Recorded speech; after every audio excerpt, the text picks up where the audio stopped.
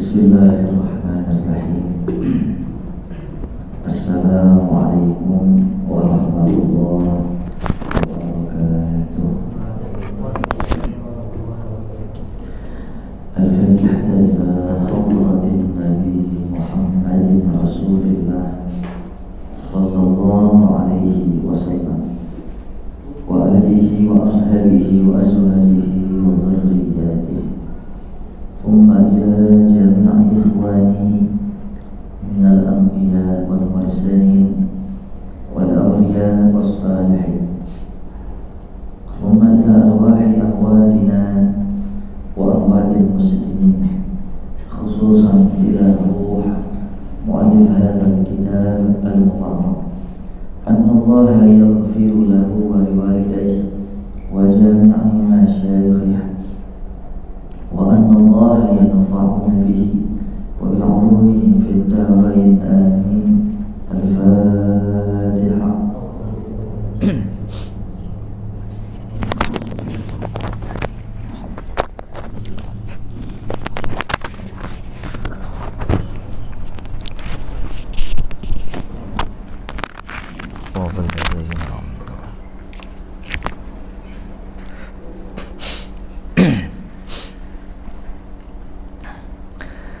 Bismillah walhamdulillah wassalatu wassalamu ala ashrafi khalqillah wa ala alihi wa sahbihi wa man tabi'ah hudah wa walah, amma ba'du. Fa inna asdaqal hadis kitabullahi ta'ala azza wa jalla wa khairal hadi hadi sayyidina Muhammadin Rasulillah sallallahu alaihi wasallam wa syarrul umur muhdatsatuha wa kullu muhdatsatin bid'ah wa kullu bid'atin dhalalah wa kullu dhalalatin finnar. Wa bis sanadil muttasil ila al-imam al-muallif rahimahullah ta'ala wa adama an-naf'a bihi wa bi 'ulumihi fid darain amin. Bismillahirrahmanirrahim. Qala al-muallif rahimahullah ta'ala. Jamaah Masjid Al-Manar yang dimuliakan Allah, mari kita lanjutkan kajian kita hadis Riyadhus Shalihin. Hadis ke-7 masih bab tentang tawakal. An Abi Umarah Al-Barra ibn Azib radhiyallahu anhuma qala qala Rasulullah sallallahu alaihi wasallam, ya fulan, iza awaita ila firashika faqul Allahumma aslamtu nafsi ilaika wa wajjahtu wajhi ilaika wa fawwadtu amri ilaika wa alja'tu zahri ilaika raghbatan wa rahbatan ilaika la malja'a wa la manja'a minka illa ilaika. Amantu bi kitabika allazi anzalta wa nabiyyika allazi arsalta fa innaka in mitta min lailatika mitta 'ala al-fitrah wa in asbahta asabta khaira. Muttafaqun alaih. Dari sahabat Abu Umarah Al-Barra ibn Azib radhiyallahu anhuma, semoga Allah ridha kepada keduanya, ia berkata, qala Rasulullah sallallahu alaihi wasallam, telah bersabda Rasulullah sallallahu alaihi wasallam, ya fulan, wahai fulan, wahai kisana, iza awaita ila firashika, apabila kamu hendak tidur, beranjak ke pembaringan, faqul, maka berdoalah. Jadi Nabi mengajarkan doa kepada sahabat Abu Umarah ini, doa sebelum tidur. Kenapa masuk ke bab tawakal? Karena inti daripada doa tidur ini mengandung unsur tawakal kita kepada Allah. Nah, coba kita perhatikan. Apa doanya? Allahumma aslamtu nafsi ilaika. Ya Allah, aku serahkan jiwaku kepadamu. Kalau berserah tawakal enggak? Tawakal enggak? Aku serahkan kepadamu. Tawakal enggak itu? Tawakal. Ini kembang-kembang ceria amat ini.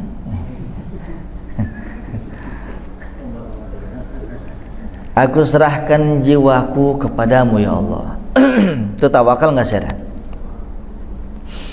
Muslim itu muslim diambil dari kata aslama yuslimu islaman, orangnya muslimun. Jadi aslama itu menyerahkan. Islam agama yang berserah kepada Allah. Muslimun orangnya. Nah, aslamtu nafsi ilaika, aku serahkan jiwaku kepadamu ya Allah. Wa wajjahtu wajhi ilaika, dan aku hadapkan wajahmu kepadamu ya Allah. Wa fawwadtu amri ilaika, dan aku serahkan segala urusanku kepadamu.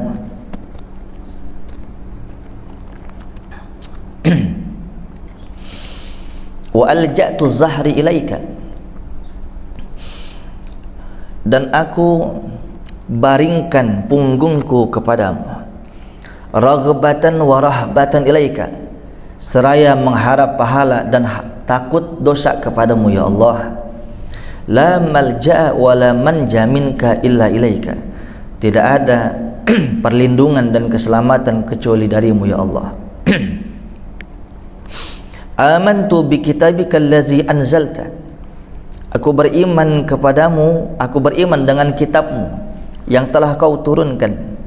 Wa nabiyyika allazi arsalta, dan aku beriman kepada nabimu yang telah kau utus.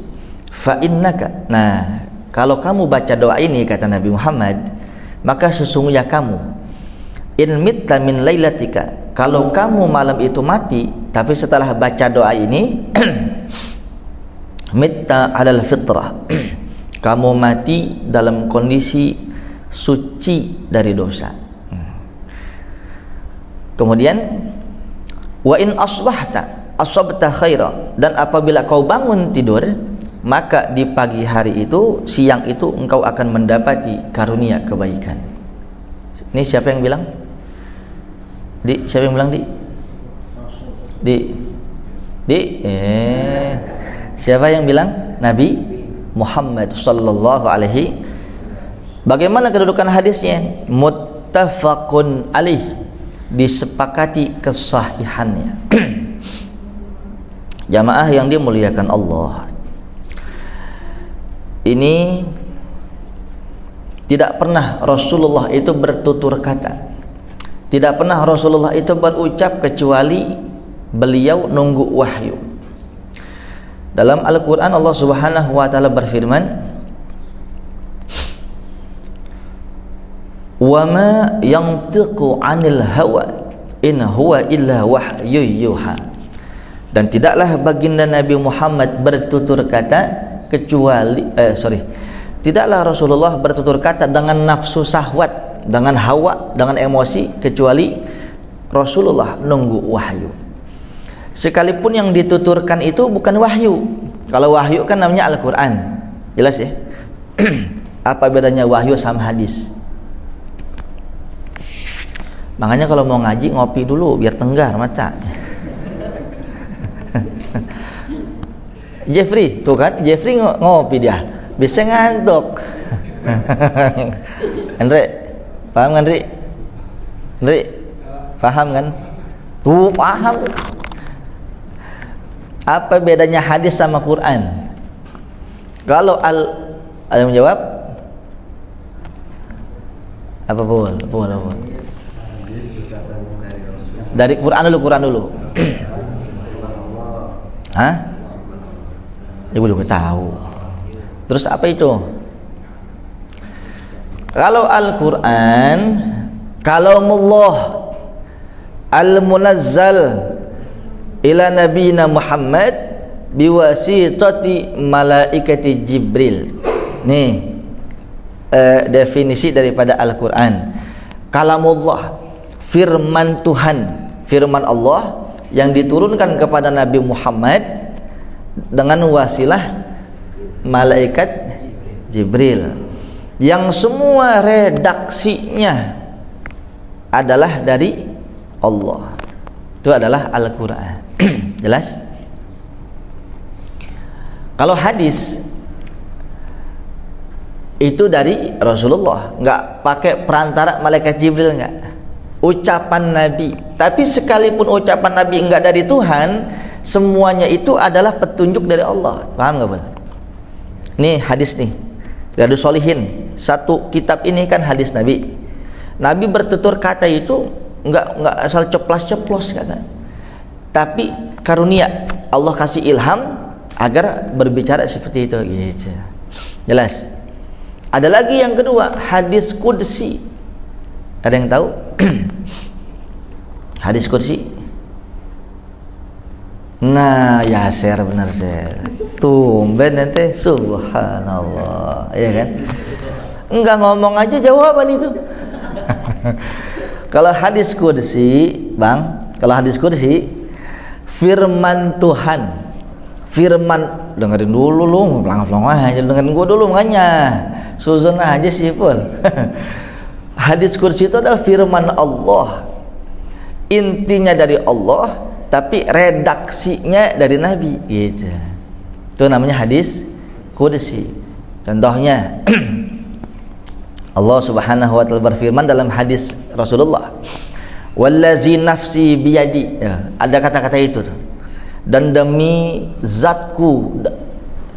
Ini kata-kata ini biasanya hadis qudsi. Contohnya lagi, ana inda zanni abdi bi. Saya tergantung persangkaan hamba saya kepada saya. Itu di Quran enggak ada. Banyak hadis qudsi. Di Quran enggak ada. Adanya di hadis. Tapi Allah menurunkan itu redaksi, itu intinya firmannya kepada Nabi, diucapkannya redaksi dari Nabi Muhammad. Jadi ada Al-Quran pure semuanya dari Nabi, dari Allah. Kalau hadis Nabi semuanya dari Nabi. Tapi kalau hadis qudsi firman Allah, Allah hujamkan satu karunia dalam hati Nabi Muhammad, dikeluarkan dengan redaksi Nabi Muhammad, namanya hadis qudsi. Jelas sampai sini? Ini dia jamaah yang dimuliakan Allah. Ini kenapa doa mau tidur masuknya ke bab tawakal? Karena inti daripada doa ini adalah penyerahan diri kita kepada Allah. Ada hadis yang kedua. Wa fi riwayatin fi sahihain 'anil Barra qala li Rasulullah sallallahu alaihi wasallam. Dan apabila dan pada satu riwayat di dalam Sahih Bukhari Muslim dari sahabat Barra, ia berkata, Rasulullah sallallahu alaihi wasallam bersabda kepadaku, "Iza ataita madja'aka." Versinya beda nih ya. Apabila kamu mendatangi tempat tidurmu, fatawadda wudu'aka lis-shalah. Maka sebelum tidur wuduklah kamu seperti wudukmu untuk salat. Thumma taji' ala syiqqikal ayman. Kemudian berbalinglah kamu ala syiqqikal aymani, atas pinggang kanan. Jadi Rasul kalau tidur tuh awalnya miring ke kanan. Di perjalanan tidur mau rebahan, mau ngadep kiri, macam-macam, itu enggak apa-apa. Yang penting kalau mau sunnah Nabi, baring kanan dulu. Kemudian wakul, dan berdoalah. Nah, sampai sini nih redaksinya beda. Berdoalah tadi yang doa tadi dibaca itu. Wa zakara nahwah, dan Rasulullah menyebutkan doa yang tadi disebutkan sampai akhirnya summa qala waj'alhunna akhira ma taqul. Ya, jadi ayat redaksi awalnya doang beda. Jamaah yang dimuliakan Allah, ini salah satu sunnah Nabi juga. Tidur berbaring ke arah kanan. Bukankah begitu nanti kita di kuburan kan? Kiblat umpamanya ke sono, ya. Nisan kita di sini. Namanya siapa namanya? Namanya siapa? Dengki mati dengki. Betul. Namanya Fatih kan? Ya kan bakal mati ya. Tapi biasanya Ustaz belakangan bang. Nah, ini nisan kita di sini kan? Ya bang ya. Nisan kita sini, ini kaki kita sini, betul? Kiblat ke sana. Ini ntar posisinya nih bal, kita miring, ya bang, miring kanan. Kasih bantalan, tahu bantalan? Bola dari tanah, biar posisi kita berbaring ke sana, arah kiblat. Begini juga, pakai pinggang berbaring ke arah kanan. Begitu juga kalau orang sholat. Orang sholat nggak bisa diri, maka duduk. Duduk kagak bisa karena bokongnya bisulan 3 biji. Maka berbaringlah ke tidur. Nah, posisi tidurnya bagaimana nih? Ya kan? Tidurnya maka berbaring. Mau gua contohin? Hah? Ada bantal nggak? Lah, kudu lebih tinggi soalnya. Nah, jadi berbaringnya begitu tuh, dar. Kalau ente lagi ngap-ngapan ntar nih, sholat kagak buat, benerin ilmu ini, di sini doang gua korban di sini. Nah, jadi nih pakai apa namanya? Pakai bantal, sholat begitu. Jelas ya? Kalau bisa, ingat aja di kuburan begitu ntar. Kalau umpamanya kagak nyaman, rupanya ada yang ketekan apa bagaimana, maka berbaringlah dia. Kalau no kiblat berarti kaki di sini, pala di sini, bukan di sini bukan. Palanya di timur. Kalau no kiblat ya, tetap palanya harus lebih tinggi daripada kakinya. Ganjal pakai? Nggak mesti batu bata boleh. Ya. Yang penting harus lebih tinggi. Umpamanya berbaring kanan kagak bisa, celentang kagak bisa, bisanya lah pakai sebelah kiri. Jadi pala di kiri, kaki di kanan, tetap harus ngadepi ke kiblat. Boleh, kebalikan tadi. Yang penting palanya harus lebih tinggi. Jelas semua? Ya. Ini segala yang dicontohkan oleh Rasulullah itu untuk kebaikan kita. Makanya kalau saya tanya sama seluruh jamaah yang di sini, kita cinta nggak sama Nabi? Kalau cinta sama Nabi itu cinta fitrah. Kalau kita cinta kepada ayang beb, itu cinta syahwat namanya. Jelas ya? Ayang beb itu cinta syahwat. Kalau kita cinta kepada anak kita, kepada ibu kita, itu cinta rahmat. Ini beda-beda. Nah, jangan sampai kita cinta kepada Nabi, justru karena kita nggak paham, kelakuan kita malah nggak sama dengan Nabi. Nggak usah jauh-jauh dah. Kencing diri, kan kebo itu. Iya benar. Ada nggak kebo kencing jongkok? Ada kadang-kadang ya.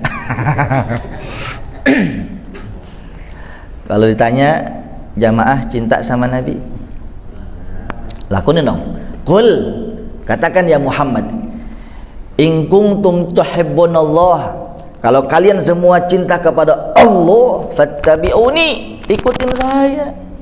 Ikutin semua ucapan, semua perilaku, ya sunnah-sunnahnya. Nih kata Nabi Muhammad, kalau kamu cinta Allah, ikutin saya. Jadi gampang kalau cinta sama Tuhan, cinta sama Allah, ikutin akhlak Nabi. Akhlak Nabi kalau lagi kencing, gak usah ngomong yang lain. Lagi kencing, la yabulanna ahadukum qa'ima, jangan sampai kalian kencing berdiri. Jangan sampai kalian kencing berdiri. Itu disunahkan, gak wajib hukumnya. Karena Rasulullah pernah sekali kencing berdiri, buang air kecil berdiri. Itu pun dalam kondisi beliau mau wafat, sakitnya luar biasa. Sekali seumur hidup. Kalau gak sakit enggak. Cinta sama Nabi, mulai sekarang jangan kencing berdiri kecuali darurat. Di mall umpamanya ngantri, yang ada urinoil, tahu? Yang pispot diri tuh. Jangan maksain jongkok, ente kumur-kumur ntar, jangan. Kalau darurat namanya. Tapi kalau nggak darurat, dalam artian kita masih bisa nahan nih bang, masih bisa nahan. Terus toilet yang buat jongkok tuh ya, tahu nggak? Yang buat buang air besar, kosong, ya tungguin di situ. Ah kelamaan, lu cinta lama enggak? Itu dulu aja tuh. Mulai dari yang kecil, ibda binafsik. Nah jangan sampai cinta sama Nabi, ewer-ewernya di kebo namanya.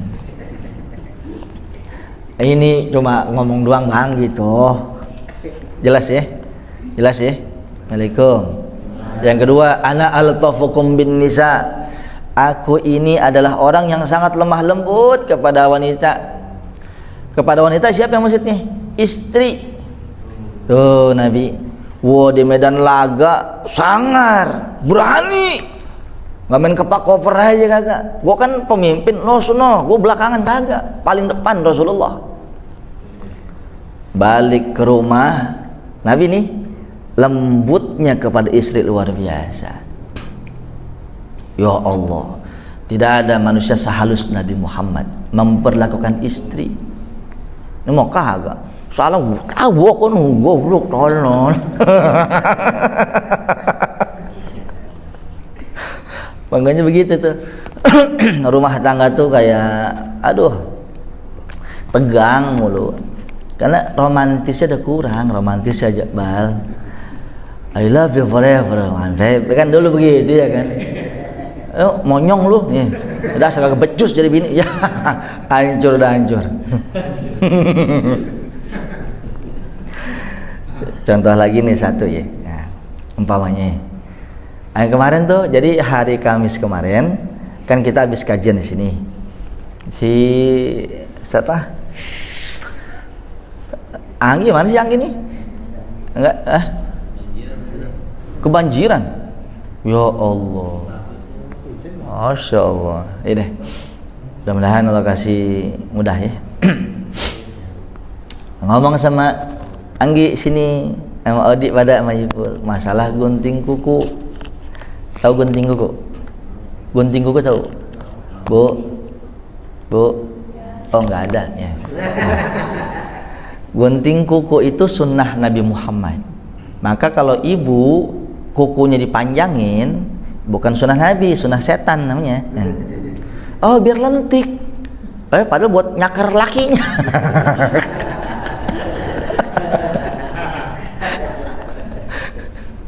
Enggak bercanda Bu ya. Sunnah Nabi Muhammad setiap 10 hari sekali gunting kuku. Berapa? Hadisnya jelas. Rujukan saya kitab Fathul Mu'in, Hasyiah I'anatit Talibin, Syarah Syekh Zainuddin bin Abdul Aziz Al-Malibari. Dari situ setiap 10 hari sekali. Kalau gunting bulu kemaluan, lanjut nggak nih? Ini bukan porno, ilmu, ya. Kalau gunting bulu kemaluan, Yasir ngapa melotot? Bener gua mah. Modalnya di sini nggak ambil untung gua mah. Maka setiap 40 hari sekali. Jangan lebih, jangan. 40 hari sekali. Jangan dibiarin jembros, gondrong kayak macan, jangan. Sumber penyakit. Jelas Bang? Nah, pertanyaan dari jamaah, Ustaz, lanjut nggak? Ini dari tawakal ke situ-situ nih biar paham nih ya. Kalau cukur bulu kemaluan itu dicukur apa dibotakin? Nih jawab serius apa jawab bohong? Serius aja deh.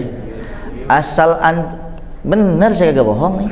Ente kalau kagak tahu kapan taunya? Taunya YouTube ya kan? Ini ngaji nih, bagus, sumbernya ada.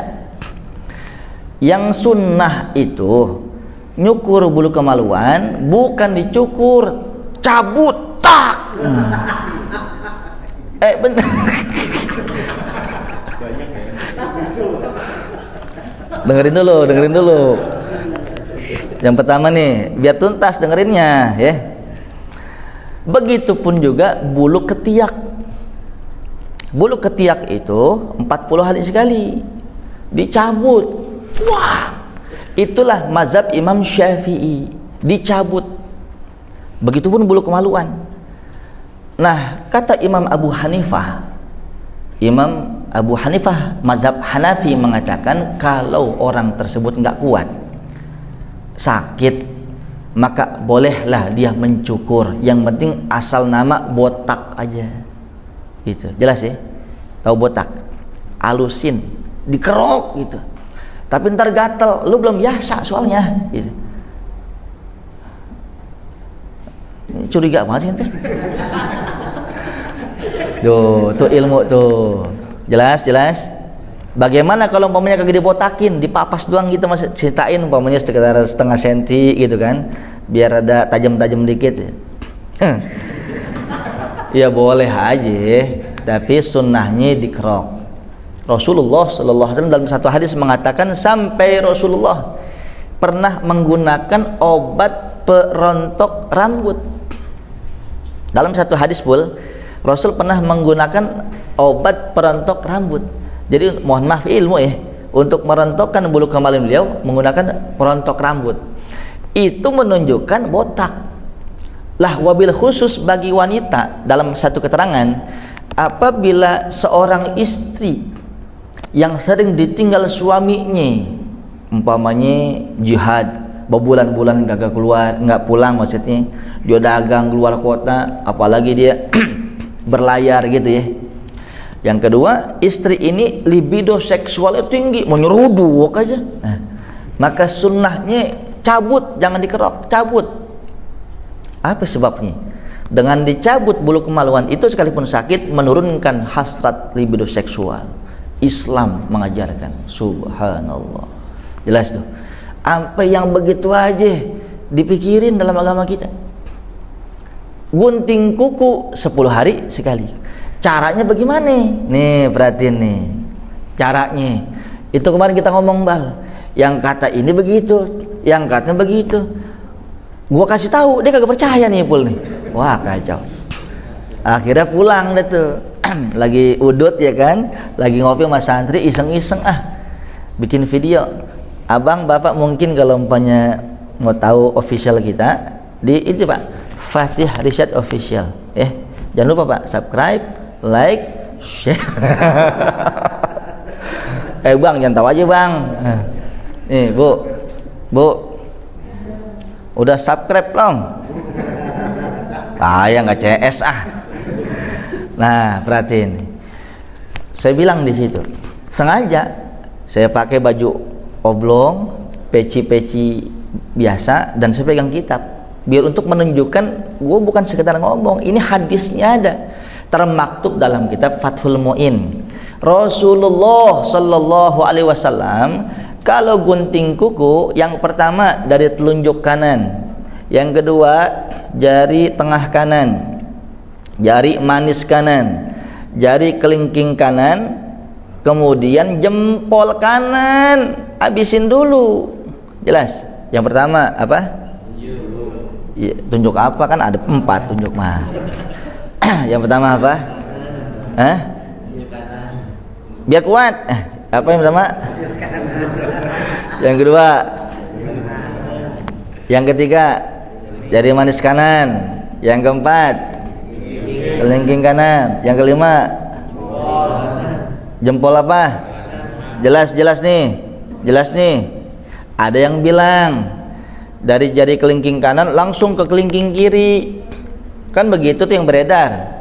Mohon maaf, itu yang mu'tamad. Mu'tamad itu dipegang teguh, kaulnya rojeh, kuat, sumbernya soheh. Mungkin yang nyampein anda bilang lupa kali, ngomongnya cepat banget soalnya. Mungkin yang ini sih nggak masalah. Belum tuntas ya. Yang pertama apa tadi? Saya ulang. Kemudian tengah kanan. Jelas sampai sini? Nah, yang kiri bagaimana? Kalau yang kiri mulai dari kelingking kiri langsung ke jempol kiri. Ulang ya. Kelingking kiri. Kemudian jari manis jari tengah kiri, telunjuk kiri, jempol kiri. Jadi kalau yang kiri dari jempol terus Dari kelingking terus ke jempol. Jelas sampai sini. Beda nggak sama yang kanan? Beda nggak? Bagaimana kalau kaki? Beda lagi. Kalau kaki dari jempol kanan terus aja sampai jempol kiri, gitu. Sorry. Bukan, maksudnya ada sih di hati gua, nyebut itu susah. Dari kelingking kanan maksudnya. Terus kan gua kata terus ya kan. Kalau jempol kiri mentok namanya. Ulang. Kalau jari kaki dari kelingking kanan terus sampai kelingking kiri gitu. Jelas ya, Bang? Beda nggak? Nah, ini yang dari Nabi Muhammad. Mohon maaf, saya ulang sekali lagi. Wa hadza mu'tamadun. Mu'tamad dari kata imaduddin, salat yang agama.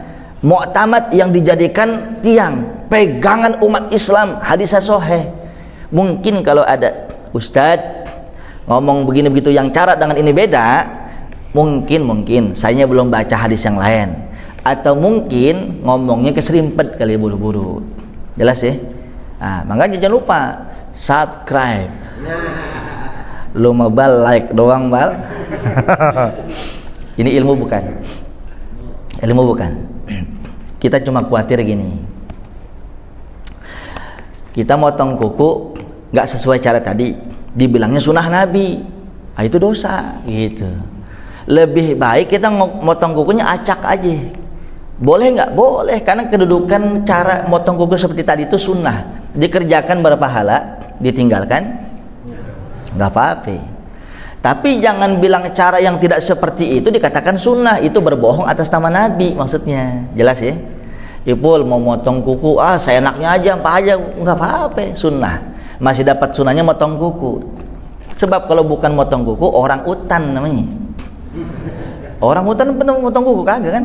Iya, tapi tinggalnya harus di hutan. Paham semua? Nah, ini jamaah yang dimuliakan Allah. Ada pertanyaan? Ada pertanyaan? Ya, boleh. Itu kan tadi kan kalau mau tidur suruh wudu ya? Wudu, iya. Terus kan kalau tidur kan ini setupnya sama istri tuh ngobrol-ngobrol ya kan? Apa? Gitu ya. Apa? Ipul tadi nanya, kan sunnah Nabi kalau mau tidur wudu. Ipul nih omongannya nih. Tapi kan kadang suka bercanda dalam tanda kutip, atau megang dia ngomong itu. Kan batal wudunya, kan begitu. Ada dua jawaban. Yang pertama, ya batal nggak apa-apa. Yang penting kan awalnya udah wudu.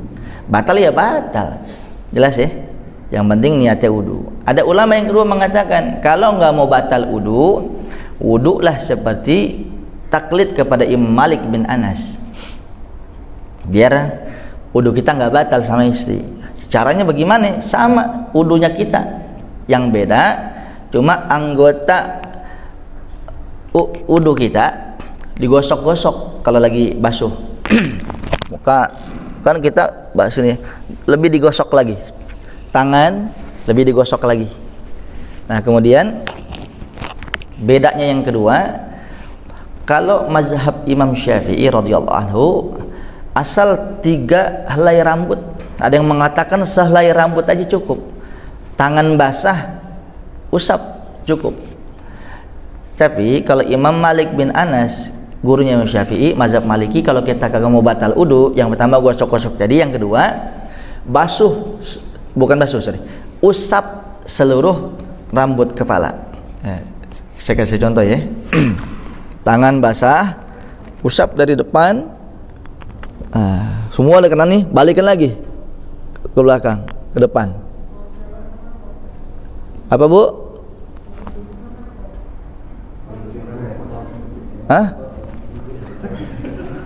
Nggak kedengeran bu dokter?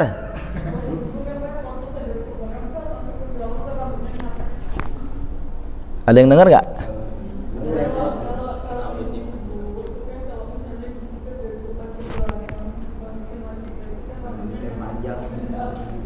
Oh, iya. Maafin ya, udah dokter nggak kedengeran soalnya menggema. Kalau perempuan kan rambutnya panjang, kok dibalik lagi susah. Bukan, jadi patokan kita wudu itu kalau mengusap rambut ala haddir ra'si, ketika batas kepala aja. Jadi yang wajib diusap tuh nih batas ke sini, nih leher tarik ke belakang. Nah, jadi sampai sini doang. Jadi batas leher tengkuk ke atas balikin gitu. Kalau maunya panjang sampai 2 meter kan, balikin lagi ya susah. Gitu Bu Dokter. Batas kepalanya aja ya. Nah, itu seandainya Ipul wudu mau tidur seperti itu, bersentuhan sama istri nggak batal, boleh. Jelas. Nah, kemudian juga kalau habis wudu pegang-pegang, peluk-pelukan nggak batal. Rupanya sampai Ipul mblaem-mblaem. Batal itu mah. Karena menurut Imam Malik yang batal wudu itu bukan sentuhan, bukan ciuman, bukan pelukan, tapi asal udah jima, asal udah entek kuek-kuek, berarti batal wudunya. Mikir ya, jangan ngayal nih mah. Ilmu ini ilmu ya. Jelas Bol? Ya, ada lagi. Untuk nutup kajian kita. Anda sampaikan doa yang biasa dibaca oleh Rasulullah sallallahu alaihi wasallam. Ada kalanya Rasulullah tidak baca doa ini. Yang dibaca sebelum tidur itu adalah surah Al-Ikhlas 3 kali. Apa? Al-Ikhlas, qul huwallahu ahad, Allahus samad sampai akhir 3 kali. Kemudian Al-Falaq 3 kali, kemudian An-Nas 3 kali. Jelas? Kemudian ayat kursi sekali. Allahu la ilaha illa huwal hayyul qayyum 7 kali sekali. Nah, ayat akhirnya wala yauduhu hifzuhuma wa huwal aliyul azim baca 7 kali. Wala yauduhu hifzuhuma wa huwal aliyul azim 7 kali. Kalau mau lanjut baca amanar rasulu. Kalau nggak hafal cukup sampai situ, tiuplah ke telapak tangan. Tiup telapak tangan. Usap ke seluruh tubuh. Itulah bacaan Nabi Muhammad. Sahih juga. Yang di sini belum dibahas. Ada salah satu fadilahnya kalau itu. Kalau ini kan matinya dalam kondisi fitrah. Tapi orang yang baca doa seperti itu, insya Allah seandainya mati pun dalam kondisi syahid. Yang kedua, seandainya ada serangan dari bangsa jin, ada teluh, sihir, santet, kemudian ada kejahatan bangsa manusia, as-sabu', binatang buas, semua kebakaran, mati mendadak, sampai maling masuk, Allah jaga sekalipun apapun. Nih doa Rasulullah. Jelas ya? Tapi tidak bisa meredam murka istri ini mah, nggak bisa nih. Ini udah baca nih, ada nyobain. Waalaikum. Ustadz gimana sih? Kata jemaah, saya udah baca, udah tiup berulang kali, katanya aman dari sihir santet. Lah ini cakar bini gua kan.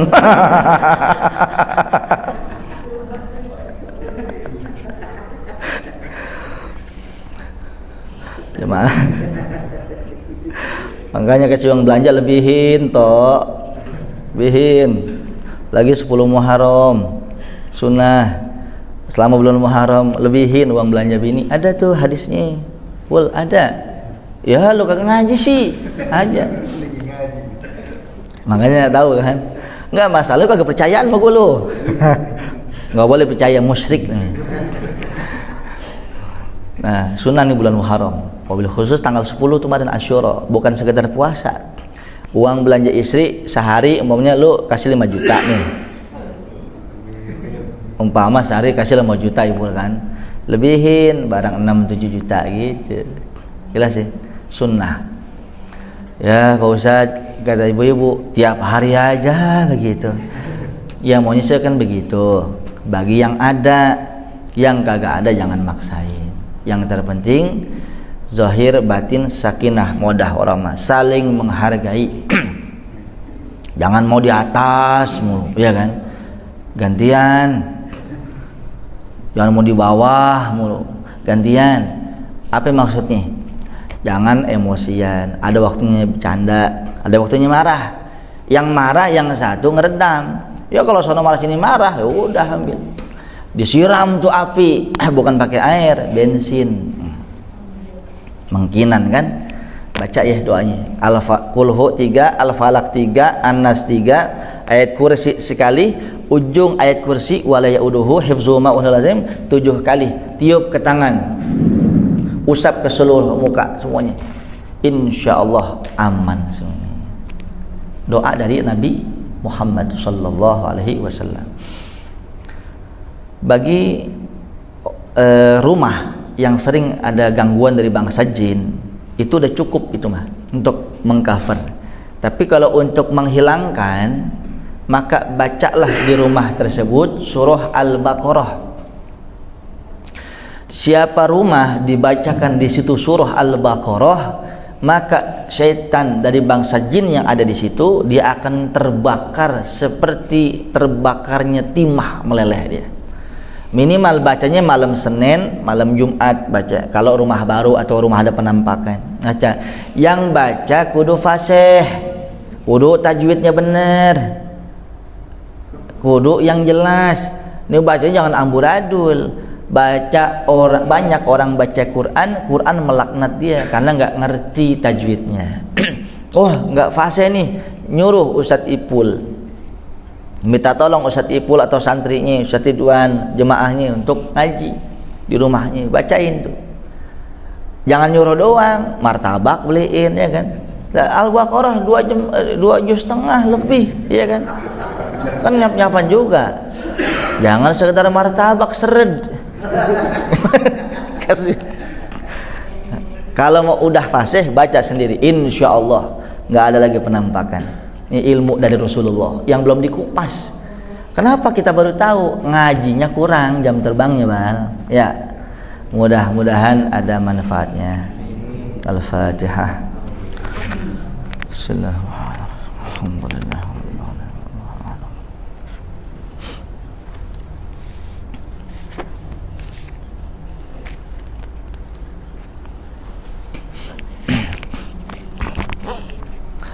Bismillahirrahmanirrahim. Alhamdulillahi rabbil alamin wa sallallahu ala sayyidina Muhammadin nabiyyi wa ala alihi wa sahbihi wa sallam. Allahumma anfa'na bima 'allamtana wa 'allimna ma yanfa'una wa razzaqna 'ilman wa la tuzigh qulubana ba'da idh hadaytana. Allahumma anfurna 'ala jami'i a'da'id din nasran 'aziza wa khzulhum khizlanan kabira wa dammirhum tadmiran shadida وتبرهم تتبيرا واجعلهم هباء منثورا واجعلهم من الأخسرين أعمالا وقنا شر الأسواء وشر العداء وشر الداء ولا تجعلنا محلا للبلوى ولا تجعلنا فتنة للقوم الظالمين وأخرجنا منهم سالمين غانمين ونجنا منهم برحمتك يا أرحم الراحمين ربنا آتنا في الدنيا حسنة وفي الآخرة حسنة وقنا عذاب النار ربنا تقبل منا إنك أنت السميع العليم وتب علينا إنك أنت التواب الرحيم وصلى الله على سيدنا محمد النبي الأمي وعلى آله وصحبه وسلم سبحان ربك رب العزة عما يصفون وسلام على المرسلين والحمد لله رب العالمين. Assalamualaikum warahmatullahi wabarakatuh.